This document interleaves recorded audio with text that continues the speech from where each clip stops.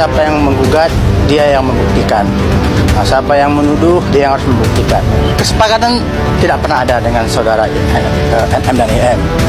Yang ada, yang kami alami ya seperti yang kami laporkan di Polda Metro Jaya. Kalau misalkan kan sebenarnya produk aku tuh maksudnya ya aku bingung jelasinnya, cuman pada saat kan yang pertama di review sama dokter itu si yang dibetelin sama itu emang ada ingredientsnya, tapi ya dibetelin jadi ya itu gitu, tapi padahal ingredientsnya ada. Terus yang kedua juga si paket yang merah juga itu juga ada gitu, tapi emang emang aku isi segitu enggak, karena aku juga di packaging nggak nulis presentase dan segala rupa gitu. Terus soalnya orang Bareskrim juga ngomong ke aku, maksudnya ini katanya kita mau nangkep tidak yang merkuri doang, overclaim itu bisa ketahan juga karena itu kasus penipuan. Nah makanya ini aku bilang ke dokter sekarang, pokoknya aku bilangin ke semua yang ini, semua yang aku kenal, pokoknya jangan pernah jualan overclaim lagi karena ini lagi dilihat banget. Nah Instagramnya Nikita ini itu lagi dilihat semua. Pokoknya mereka bakalan kerja apa yang diupload sama Nikita. Karena Nikita itu kan speak up, tidak pernah bohong dan tidak pernah nggak ada bukti kan. Nah iya maksud aku gini, kalau kan bukannya aku membela, balik lagi ya Mail ya, bukan aku membela kan, karena Oksun ini cerita aja ke Mail. Iya nggak apa-apa. Kan yang pertama itu si serum aku, si serum aku itu ada ingredientsnya gitu maksudnya. Ya intinya maksudnya apa ya, bingung. Tadi aku dibilangnya Allah udah salah bela gitu kan intinya.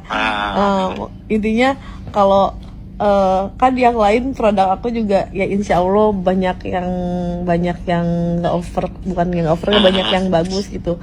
Nah kira-kira kalau gimana ya ilmunya biar dibantu di review gimana caranya gitu, aku bingung. Oh iya itu gampang itu. Packaging kenapa? Karena takut dokter, ya kan? Takut dokter, perawat itu tuh tahu produk kita, nanti dia beli sendiri. Ngerti nggak? Kan dulu Oke itu pernah ditipu kan, yang di mana sih? Klinik. Aduh, apa itu? Kelapa Gading kan? Itu kan bermain kan si dokter sama apotekernya. Nah aku tuh menghindari itu tuh, makanya aku tutup gitu. Jadi sebenarnya Bepom cuma sama aku ditutup gitu. Gugatan perdata Nikita Mirzani terhadap Reza Gladys terkait dugaan wan prestasi akan segera disidangkan oleh Pengadilan Negeri Jakarta Selatan ya.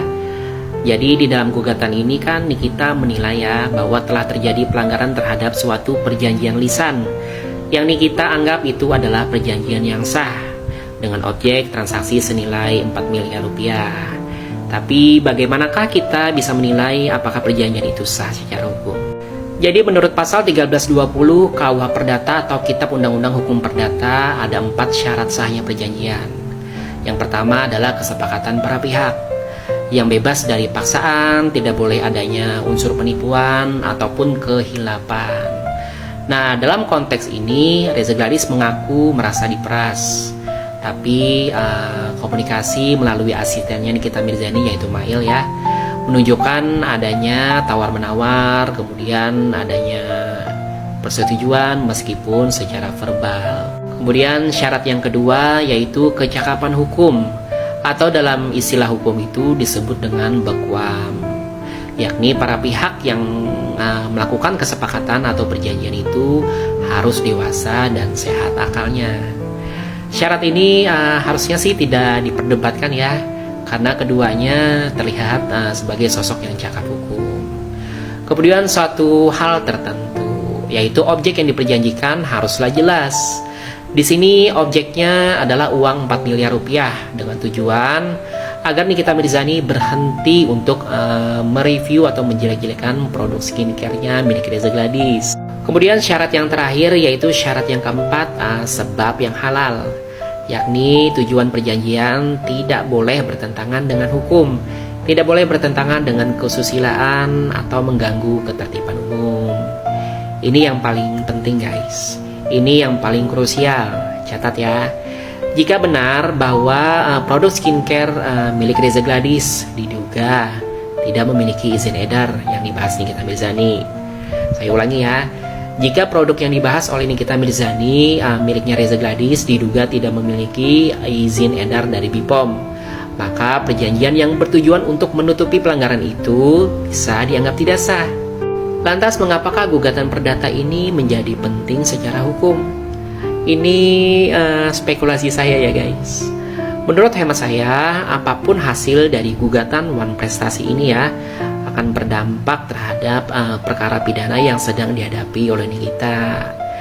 Jadi seandainya ya, jika pengadilan menyatakan bahwa perjanjian itu sah, maka ini dapat dipergunakan sebagai bukti ya bahwa tidak ada pemerasan di sini karena adanya kesepakatan sukarela dari kedua belah pihak. Namun jika perjanjian itu dianggap tidak sah karena melanggar syarat keempat, masih ingat kan sebab yang halal, maka menurut hemat saya ada potensi ya bahwa Reza Gladys memang memberikan uang tersebut dengan sadar, namun demi menutupi pelanggaran yang lebih besar. Jadi kesimpulan saya, gugatan ini seperti strategi hukum ganda guys.